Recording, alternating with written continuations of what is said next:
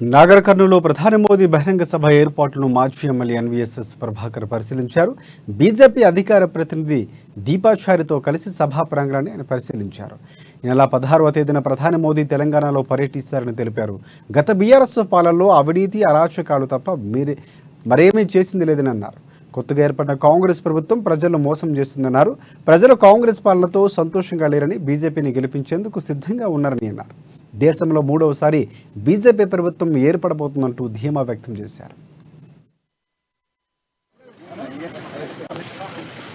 15, 16, 18 3 రోజుల పాటు భారత ప్రధాని పర్యటించబోతా ఉన్నారు.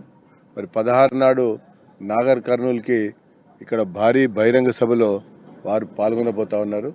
మరి ప్రసంగించడం కూడా జరుగుతుంది.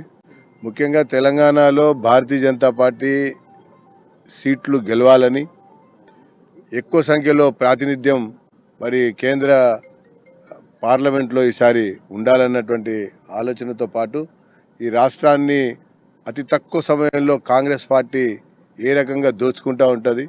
ముచ్చటగా మూడోసారి మళ్ళీ భారతదేశంలో అధికారంలోకి వస్తాం. ఆ వచ్చిన అధికారం లోపల 400 సీట్లు ఖచ్చితంగా మేము పారైపోతాము. ఆ 400 సీట్లలో నాగర్ కర్నూలు పార్లమెంటు నియోజకవర్గం కూడా విజయదుందుబి మోగించి ఖచ్చితంగా మేము ఇక్కడి నుంచి నాగర్ కర్నూలు నియోజకవర్గాన్ని కూడా భారత ప్రధానమంత్రి నరేంద్ర మోడీ గారికి కానుకగా ఇవ్వబోతున్నాం. మాకు పూర్తి విశ్వాసం ఉంది. ఎవరు ఎన్ని కబుర్లు చెప్పినా